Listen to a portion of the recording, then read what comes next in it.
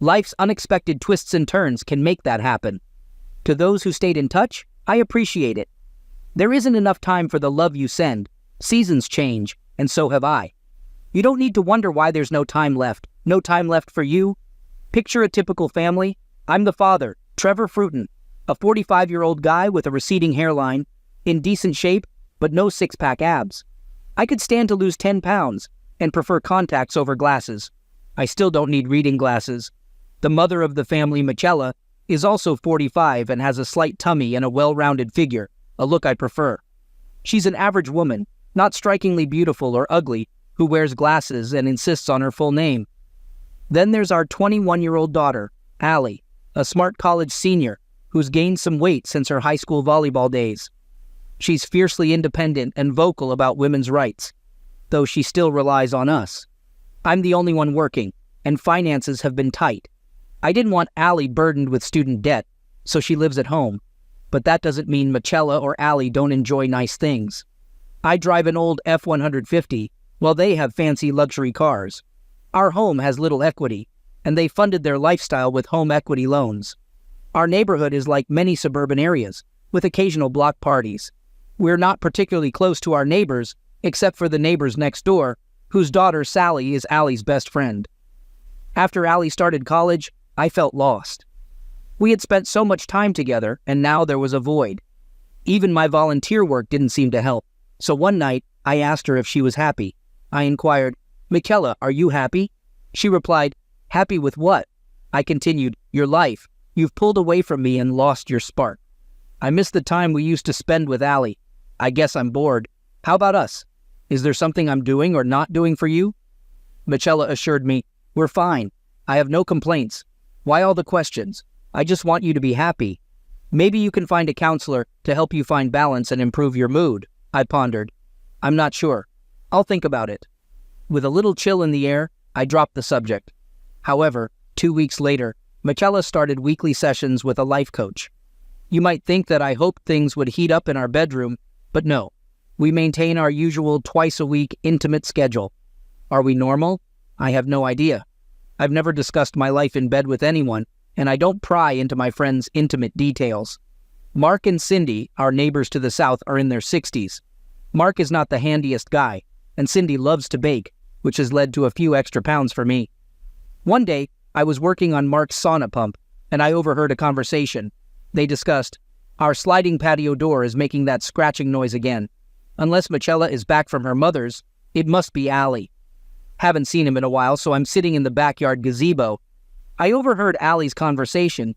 She mentioned, he's inside somewhere. His car is still here.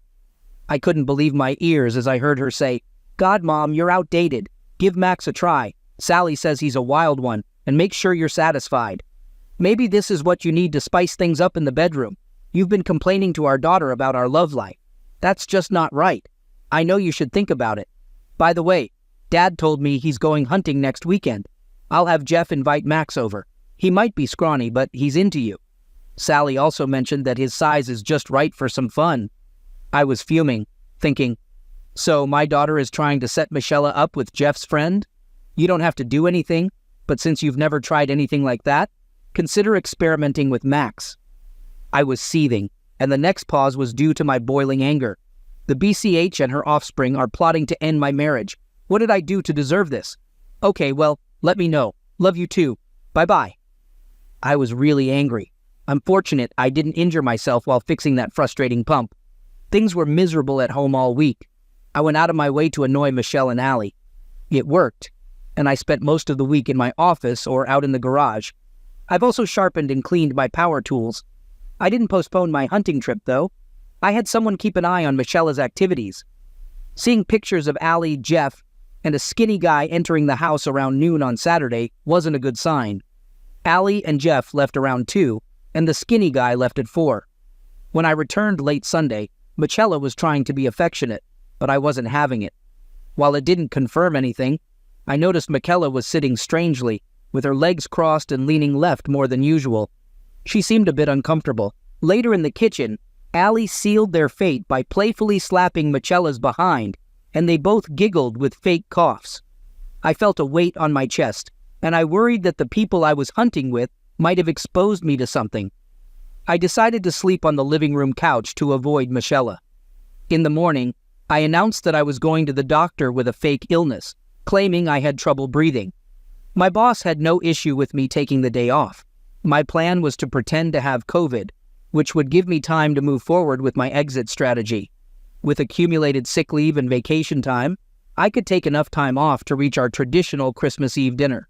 Announcing a COVID diagnosis usually keeps people at bay. Did I actually have COVID? I wasn't sure. I was fully vaccinated and felt healthy, but my heart was broken, and I wanted to part ways with 4 people while my lungs were fine. I checked into an extended stay hotel. There was no reason for me to live like a pauper. Michelle seemed relieved when I told her I'd be out of quarantine in time for Christmas Eve. She and her daughter called me twice a day. To avoid revealing my plans, I was polite, but pretended to be tired to get off the phone. I spent my time plotting revenge and making preparations, like updating wills, beneficiaries, and emergency contacts. Apartment hunting was challenging and drove home the finality of my decision to divorce Michelle and push Allie into the real world. When you're consumed by anger, all sorts of thoughts cross your mind. Most of them could land me in jail, which didn't align with my future plans. The idea of hiring an escort to trap Jeff came from watching a news story about a company that did the same to get rid of unwanted employees. It was a double-edged sword that would also hurt Allie, which, in my opinion, she deserved. Our artificial tree was lit up with blinking red, white, and green lights, and pine cones gave off a holiday scent. We gathered around the dining room table for our Christmas Eve tradition, which we had maintained for 23 years. The first 2 years were without Allie. Michelle had cooked a meal, which was now in front of us. Normally, we'd offer a short prayer of thanks, but not this time. I stood up to speak, but it wasn't going to be a cheerful toast. I began by asking Jeff about Heather, and as I did, his face lost color. Allie turned her curious gaze toward him. Allie and Jeff had been together since high school, and it seemed like they'd be together for many more years. Things were about to change, though. Jeff stammered, claiming he didn't know a Heather. I pressed further, mentioning the raven-haired beauty with ruby lips he was with last Sunday night. Jeff was as stunned as a deer in headlights. At this point, he resorted to denial, claiming he couldn't recall the name, but his words lacked conviction. I confronted him with an audio clip from my cell phone, where a voice could be heard saying, "OCK, Heather, you're awesome, don't stop. God, I'm CM again." After turning off the recording, it was clear that the voice was Jeff's. Allie went into a rage, accusing him of deception and demanding that he leave. Before Jeff could get up, I stood behind him and pushed him back into his chair. Jeff and I prevented Allie from attacking him. I instructed Michelle to take our daughter into the other room and calm her down, explaining that I and Junior were going to have a talk. Michelle escorted Allie out of the dining room and into the kitchen. It wasn't done quietly, as Allie's string of 4-letter words echoed off the walls. It only took a few minutes to explain to Jeff how things would unfold. He was to warn Max to stay far away from me, or Max would deeply regret his existence as a man. Jeff understood where he stood and what limited options he had from my perspective. A manila envelope moved, and Jeff agreed to do one last thing for me. I called out to the kitchen, asking Michelle to come back in with Allie. They both looked shocked and tearful. Let me explain how I got that recording. Jeff, her name isn't Heather, and I don't know her real name. She's an expensive escort, I must add. I hired her to seduce you and record the encounter. There's also a video if you'd like to watch it. Allie exclaimed, "Daddy, what the hell? You hired her?" I admitted, "I did, sweetie. How does it feel to be betrayed, stabbed in the back?" Michelle made a tiny noise, and Allie's eyes briefly darted toward and away from her mother. Both women were in tears. "Jeff, do you have something to say?" I turned on the video mode of my cell phone camera. Jeff stood up, took the folder in front of him, and then addressed Michelle. "Michelle Fruiton, you've been served." As he handed the folder to Michelle, I wasn't sure if she would vomit or faint. She would likely do one or the other shortly after regaining her composure. The pine cones couldn't compete with the impact of Jeff handing Michelle divorce papers. While Allie and Michelle consoled each other in the master bedroom, I took charge outside. Allie's Audi, an early graduation gift, was loaded onto a carrier and driven away. Everything from her car was left in a trash bag on the front porch. Michela's BMW followed soon after, but the difference was that her things were moved to a 23-year-old sedan, symbolizing our 23 years of marriage. My lawyer reminded me that I still had to provide transportation for Michela. With our credit cards paid off and canceled, both of Allie's cards were canceled since I was the co-signer. I took another shot of bourbon. Cell phones were canceled as well. I had to give Michela a basic phone with limited talk time and text messages. Allie received no such consideration. Both kept their iPhones with all the bells and whistles. In the garage, there was a for sale sign that I swiftly planted in the front yard with a few hits of my hammer.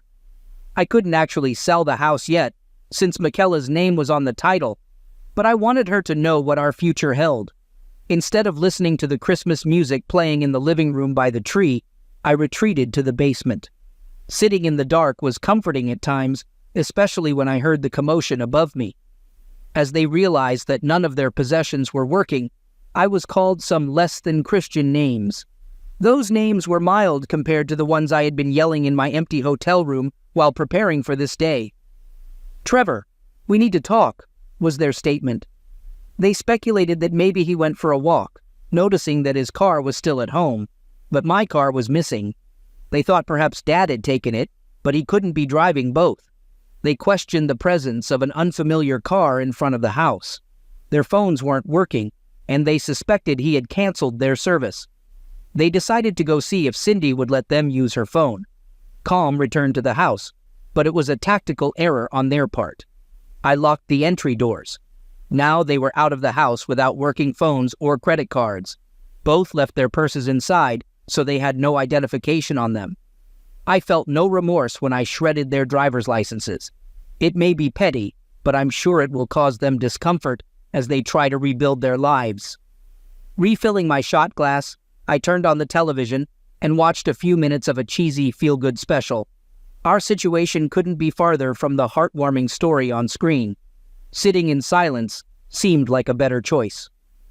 There was a commotion at the front door when Michela and Allie returned. It was then that Michela's daughter, whom I no longer claimed as my own, realized what was in the trash bag on the porch. Allie shrieked, "Oh my God, this is everything I had in my car. Daddy got rid of my car. Michela wasn't buying it. He wouldn't do that. It's just not something he would do." "Well, Mom, maybe the reason your car is missing is that he sold it too. I'll be mad if he did. I loved that car." With the doorbell ringing every 2 seconds, it was hard to catch all of their conversations. Michela was furious. "Trevor, open this door right now. It's freezing out here," I shouted back at them. "Well, Mitch, the keys to your new car are in the ignition. That orange and green Malibu parked in front of the house is your new set of wheels. All your belongings from your old car have been moved over. I'm told the heater takes a while to warm up. It has a full tank of gas. Maybe you could offer your Estimax and stay at his place. He probably still has a thing for you." One yelped, "Lock," and the other said, "He knows." "Trevor, please let me explain." Michela made a feeble attempt to extend the conversation. A few seconds of silence passed, and Michela tried a sweeter voice. "Trevor, I know you can hear me. Say something. Merry Christmas. You better leave, Mishi. And take that woman with you."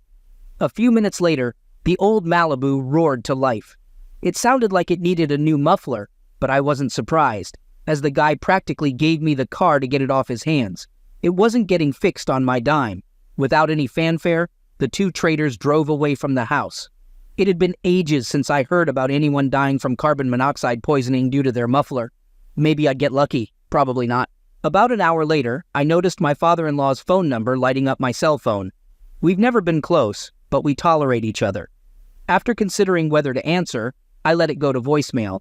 "Hey, Trevor, I've got a couple of upset women here. Thought you might be able to shed some light on the situation. Call me. By the way, Merry Christmas." I muted my cell and sipped some spiked eggnog. Gradually, I came down from my adrenaline rush. The blinking lights of the fake tree put me to sleep. The sun was shining on this cold Christmas morning. All the dishes were still on the dining room table, but the microwave did a good job of heating up my ham and cheesy potatoes. Ham and cheesy potatoes work any time. There were gifts waiting to be opened, but Santa left me nothing, as those gifts under the tree were meant to be opened after dinner. Had anyone even noticed? I hadn't given a single gift to any of them, and I didn't open theirs. Instead, I gathered my most cherished belongings. I didn't include any photos of the family. Any that I found were now scattered on the ground. It took Michela a few days to find me at my hotel. The sun had set, and there was a bitter breeze. I left the latch on when I answered the door. I half expected another poinsettia sales pitch for a youth sports team, but it was a pale-faced Michela without her usual makeup or done-up hair. Michela pleaded, "Trevor, please don't close the door." I didn't close it as I replied, "What do you want, Mishi?" She asked, "A chance to explain. Can I come in?" I firmly responded, "No." She continued, "Please, Trevor. Your neighbors don't need to hear this." I replied, "What part of no don't you understand? I'd be happy to explain it to you." Michela sighed, "Okay, let me start by saying how sorry I am. I can't explain my actions." I asked, "What actions are you talking about?" "Mishi, please," I urged. "Trevor, not out here. Let me come in and talk about it." She revealed softly, "Having closeness with Max." I reacted, "You had something with Max? Well, don't that beat all?" Her eyes widened as I continued. "You didn't know?" She admitted, "I suspected, but now it's confirmed. Actions have consequences. Wait, you were going to divorce me without any proof?" I replied, "Guessed right, didn't I? Have you found an attorney yet?" She responded, "I'm working on it, but we don't need a divorce. I'll do anything you want to save our marriage." I said, "A little late for that. Why didn't you decide to do anything to save our marriage a month ago?" "I know why. It's because you're selfish and think you're above consequences. You thought you could do whatever you wanted without repercussions. Did you? Tell me immediately. A day later? A week later? How many others have there been?" Michela recoiled at the venom in my voice. "That was the only time. You have to believe me. One stupid decision shouldn't doom our marriage." I pressed, "Which stupid decision?" "I count many. Planning to cheat might get you a reprieve. Cheating is a deal breaker. Hiding your cheating ensured no chance of reconciliation. Worst of all was involving your daughter, as I want nothing to do with her anymore. This is all on you. If you had kept your bedroom matters private, she would have never been involved. I hate you." Some of the neighbors were getting their kicks watching this drama unfold. I told her, "Trevor," I said, "I'm sorry. How can I make this up to you?" "You can't. I hope I'm better off without you. Maybe I will be, maybe I won't, but it's on my terms.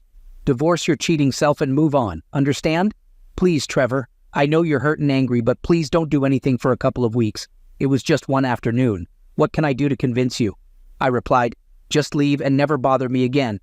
Now, if you'll excuse me, halftime is over, and the bowl game is starting again. Thanks for stopping by. Not." I closed the door. Michela knocked and begged softly, but my noise-canceling headphones did their job. I don't know how long it lasted, but she wasn't there in the morning. 11 months later, I sat in my one-bedroom apartment, continuing the Christmas Eve tradition, alone by choice. A simple meal that I cooked myself after getting the hang of cooking.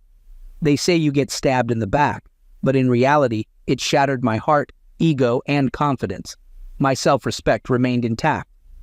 Many nights I wondered if I overreacted. Not once did I agree with that. I became disposable, so I left. Case closed. My time in the limbo of divorce left me feeling defeated. I was often irritable, and my boss had to reprimand me for snapping at coworkers. As time passed, I withdrew from social life and became a recluse. My coworkers learned to keep their distance, and I focused on doing my job well. I skipped company parties. Friends attempted to set me up on dates, but I turned them down one by one, and eventually, they stopped calling. My self-pity seemed never-ending. I took up running, and the sight of my earbuds discouraged people from approaching me. Between my new hobby and cooking for myself, I needed to put on some weight since none of my old clothes fit. Occasionally, a coworker would compliment my appearance, but it rarely went beyond that. The divorce proceedings stretched out for 9 months, and our house sold quickly. Instead of monthly support, Michela received a substantial share of the proceeds from the sale. Allie and Jeff went their separate ways, with Jeff blaming me for setting him up with Heather. It's always someone else's fault I wasn't there with Heather. He was. And he was weak, like most men his age. A seductive woman can easily lead them astray. As for Allie, she left me angry voicemails, but I never returned her calls. Maybe someday I'll answer, but I wouldn't bet on it. I neither received an invitation nor attended her graduation. The situation was particularly challenging for Michaela, as she hadn't held a full-time job since our marriage. My attorney prolonged the financial matters as much as possible. Once the house finally sold, I repaid all the money. The court ruled that she should have been receiving maintenance, and now her comfortable lifestyle was gone. The same applied to mine. During some of the attorney conferences, Michaela tried to convince me that she had been incredibly foolish, but I remained stoic, leading to a few tears. Hate is a powerful emotion, and I couldn't seem to control mine. 12 months later, we continued the Christmas Eve tradition in my apartment. Macy, a friend who had been through a similar experience, joined me. No, we weren't in a romantic relationship. I wasn't ready for that yet. After we finished cleaning up the dishes, Macy led me to the middle of the living room, and we danced closely. At times I missed the warmth of a willing woman against me, but after about 10 songs, Macy wiped away a tear and left. We were both damaged goods. Allie's tone in the voice messages she left about once a month changed. She sounded apologetic, but I never returned her calls. My mother accidentally revealed that Michaela had moved in with someone new. I was surprised that my reaction was mostly indifference. I started making small talk with people again. Former coworkers avoided me, and new ones thought I was weird. Making friends was challenging, but I managed to bridge the gap with Macy, and we remained friends. In late January, I received a letter from Ali. I debated whether to open it, but curiosity won. The letter contained a short note and a selfie. "Daddy, I'm sorry that I did you wrong. As you can see in the picture, I'm pregnant. I was wondering if you could find it in your heart to include a grandchild in your life. If not, I understand. Love, Allie." The return address was a few counties over, and there was no mention of a husband. In the picture, I felt torn. I resented what she had done to my life, but I had always wanted grandchildren. It would be a few weeks before I responded. In the meantime, Macy and I parted ways. We both knew we were only there for each other to lean on. She decided to move far away and start over. With a few lingering hugs, she left my life. To keep from going crazy, I took up pickleball at the rec center. It's similar to tennis, but with different rules. Eventually, I played with people of similar abilities, which felt like junior high school. During one game, I accidentally hit Shannon, one of the players, and her friends teased her, suggesting I should kiss it to make it better. I blew her some kisses, and as we were heading out, she asked if I could buy her a soft drink. She said I was very quiet and shy. We walked to a nearby Jamba Juice and continued chatting. We learned about each other, and Shannon was a great conversationalist, unlike me. She eventually asked if I was seeing someone, and I admitted I wasn't, and I wasn't sure if I ever would again. Shannon inquired about my previous relationship. Did she die or leave you? I responded, she cheated on me, and I either couldn't or wouldn't accept it. It's been a few years, and well, I guess I'm not over it. Shannon then asked, what about you? Are you dating anyone? I replied, no one. She seemed surprised. Really? I elaborated, I go on dates, but that's about it. When was the last time you went on a date? Shannon shared, well, I haven't been on a proper date since we separated. I've had people over for dinner, but that's it. I asked, when did your marriage end? She told me, that was December, 26 months ago. Pretty sad, isn't it? I reassured her, not really. When I was dumped for a younger woman, it took me a couple of years to regain the confidence to try again. This entire conversation was making my palms sweaty. Shannon noticed.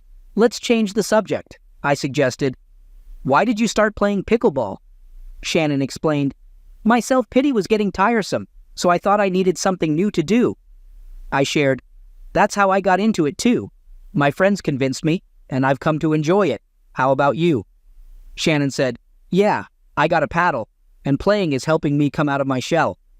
Well, I have to run. See you tomorrow. I'm playing at 4 p.m. I replied, sure, nice chatting with you, Shannon. She offered some encouragement. You too, Trevor. Hang in there. Things will only get better. That evening, I felt good enough about myself to respond to Allie. Allie, I'm willing to try. You and I will never be close, but I'd like to at least meet my grandchild. Please let me know when the time is right. Under no circumstances will I be in the same room as your mother, Mr. Fruden. As Allie showed in the selfie, I estimated a May or June delivery date. I'm not sure if Ali received my response, as I haven't received another letter from her. The next day at pickleball, Shannon was quite flirtatious, as were a few other ladies. It felt good. After hitting a particularly good shot, Shannon said, "You know, Trevor, you look really good in that shirt. I bet you look even better out of it." The women giggled as my face turned red.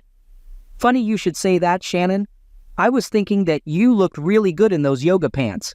I bet you'd look even better out of them, too." There was hysterical laughter as Shannon turned bright red.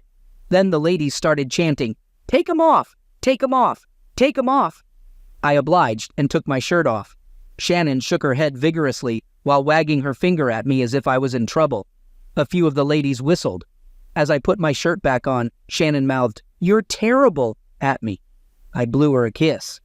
After the games, there was some light-hearted banter among the ladies, with one of them joking about looking great out of yoga pants. Shannon patiently waited her turn. I engaged in a friendly conversation, and eventually, Shannon asked if I'd buy her a soft drink. I responded saying, "I was just about to ask you." Shannon playfully remarked, "Nice. Yoga pants, huh? Pretty proud of yourself, aren't you?" As we enjoyed our drinks, I mustered the courage to ask Shannon out for dinner at a movie, fearing rejection. Thankfully, she agreed, and having been out of the dating scene for over 27 years, I felt clueless, awkward, and scared initially. But with time, I began to relax, and my previous upbeat personality started to emerge. After several dates, Shannon suggested I spend the night. One evening, Shannon surprised me with a personal question. She asked, "Who were you thinking of when we were intimate?" I had to pause and appreciate you. I wondered what you saw in a person like me. I replied, "A mirror reflection." Our passionate connection grew, and we became more intimate with time. Shannon eventually introduced me to her family and grandchildren, which was initially awkward due to their protective nature. However, as time passed, they accepted me. In early June, Shannon cuddled up to me in bed and suggested celebrating our closeness. As the moment grew more passionate, I realized what she meant, and I shared my knowledge of Ali giving birth to a girl 2 days ago. Our passions flared briefly, and then we made love for an extended period. The next day, I sent flowers to Ali to acknowledge her new motherhood. A day later, I received an overnight letter from Ali, expressing her sincere apologies and the desire to reconnect with me. She mentioned her understanding of the lessons I tried to teach her and the changes she had undergone. She also mentioned her daughter, Bonnie, and the possibility of us reuniting. I shared the letter with Shannon, who found Ali's words sincere and asked me what I intended to do. I expressed my concern about the impact on my relationship with Shannon and received a warm hug and a loving kiss in response. Shannon emphasized the need to let go of the past so that our relationship could flourish. With Shannon by my side, I knocked on Ali's door, surprising her. We shared affectionate cheek hugs and entered her apartment. I held Bonnie and she didn't cry, reminding me of how small babies' hands and feet are. Shannon brought up Ali's marital status, and Ali explained that Bonnie's father was reluctant to commit. Throughout the evening, Ali and I kept our distance. Before leaving, Shannon urged me to express my love to Ali, and I returned to Ali's apartment to give her a hug and tell her that I still loved her. 6 months and a few weeks later, the traditional Christmas Eve dinner was hosted in my apartment, with Shannon, Ali, and me holding Bonnie. I delivered the Christmas blessing, and we all dined and exchanged gifts. Shannon and I spent the night at her house, marking a change in our relationship. 12 months later, we celebrated Christmas Eve at Shannon's house, and life had moved forward. I had found contentment in my life's new chapter,